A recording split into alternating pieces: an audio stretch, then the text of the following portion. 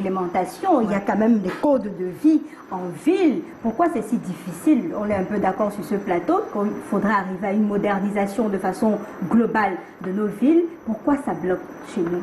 Pourtant ailleurs, ça marche quand même. Alors, il faut le dire préalablement. Le processus d'urbanisation vient avec un ensemble de déboires naturellement. Il vient en jumelant la croissance démographique avec l'extension, du moins, avec la croissance spatiale. Malheureusement, nous avons un problème qui est le suivi en matière d'apport en infrastructure et équipement. Parce que lorsqu'il y a une concentration de population avec une extension de l'habitat, il est important également qu'un ensemble de commodités puisse venir se joindre à cela pour structurer le développement. Toutefois, ça c'est les déboires liés à l'urbanisation des villes. Fort de cette situation, il faut tout de même reconnaître que des choses sont faites. Madame le ministre de l'Habitat a instruit d'ailleurs, à partir de la loi de l'urbanisme de 2004, toutes les villes camerounaises sont appelées à se doter chacun d'un document de planification. Qui sont ces documents qui présentent l'ensemble des approches de structuration qui doivent s'appliquer au territoire urbain. Aujourd'hui, nous avons plus de 180 villes camerounaises qui disposent d'un document de planification.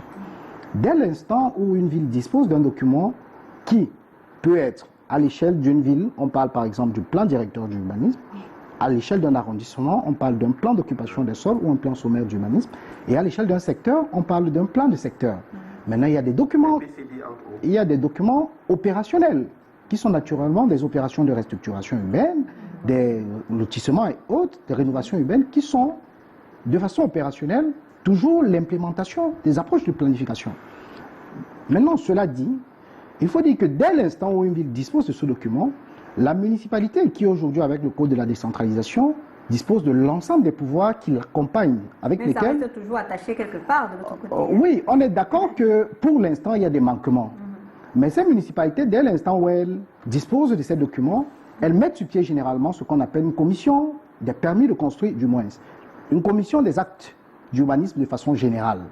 Cette commission, lorsque un citoyen veut faire un projet, il doit se rapprocher de la municipalité préalablement pour obtenir un certificat d'urbanisme. Ça, il faut le dire. Le certificat d'urbanisme est un document de type informatif qui donne l'ensemble des réglementations qui doivent s'appliquer à la zone sur laquelle le requérant envisage de faire implémenter son projet. Et dès l'instant où vous l'avez, alors votre projet, il est fait conformément à ce qui est la vision de la municipalité. Toutes les villes camerounaises ne disposent pas encore, mais je ne serais pas d'accord qu'on dise que le processus se fait de façon aveugle. Les maires ont par contre une difficulté. Ça, il faut le reconnaître également. Cette difficulté, elle est liée au renforcement de capacité de leur personnel. Parfois, ils ne disposent même pas déjà d'assez de personnel pour leur permettre de mener à bien les missions qui sont les leurs. Et au-delà de cela, ils ne disposent malheureusement pas d'assez de moyens d'ordre financier pour leur permettre d'assurer le suivi des différents... Voilà, par exemple, la ville de Douala aujourd'hui a près de 5 millions d'habitants. Peut-être la police municipale peut disposer de 200 voire 300 personnes, mais je suis désolé.